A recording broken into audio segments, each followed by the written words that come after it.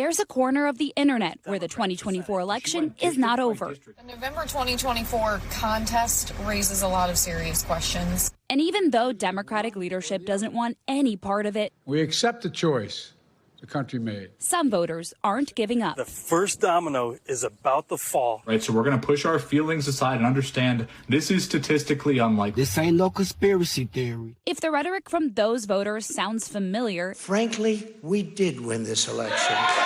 It sounds a lot like President Trump after he lost in 2020. To do it, they cheated and they rigged our presidential election. Just this time from some on the left. And the feeling may be more than just the vibes from an online fringe, even as Kamala Harris herself quickly stamped out any conspiracies after her loss. When we lose an election, we accept the results. A recent poll shows 41% of people who voted for Harris say the president did not legitimately win the 2024 election. The poll didn't ask why they thought it wasn't legitimate. The House's top Democrat this week responding to our questions about this emerging election denial. Not a single Democrat, as far as I can tell, challenged the certification because we're not election deniers.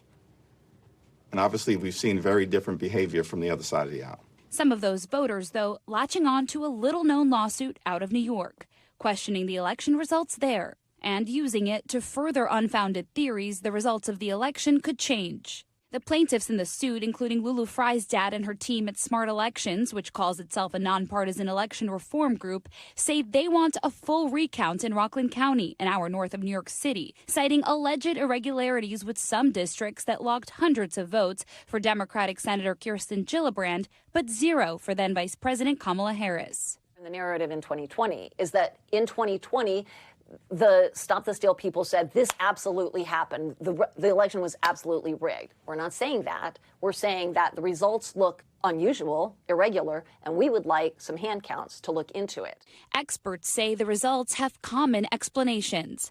One political science professor at MIT calls the case a nothing burger, saying the ticket splitting there was not unique, while also pointing out how those on social media can, quote, glom onto fringe theories. In a statement to NBC News, the Rockland County Board of Elections calls the lawsuit unfounded, says the election included required post-election audits, and that certain districts have historically demonstrated a tendency for voters to choose individual candidates over party lines. The board believes this case will be dismissed. Fry's dad and other election integrity advocates and hackers have been sounding the alarm over vulnerabilities with voting machines for years. But the lawsuit doesn't provide any evidence of hacking in Rockland County, and there's no evidence of hacking ever changing votes in an election anywhere in the country. But that isn't stopping the chatter online.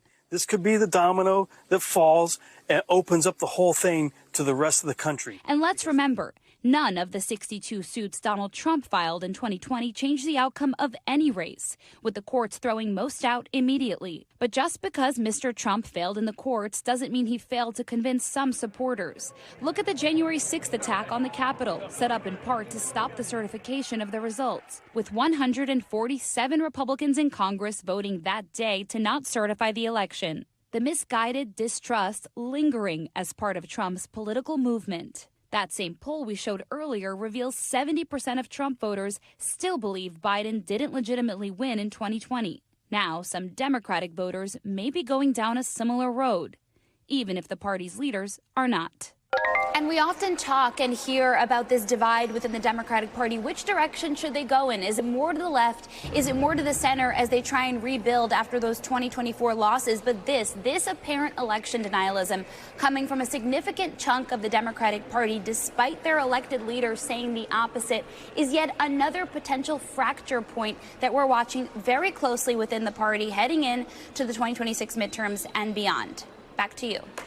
We thank you for watching, and remember, stay updated on breaking news and top stories on the NBC News app or watch live on our YouTube channel.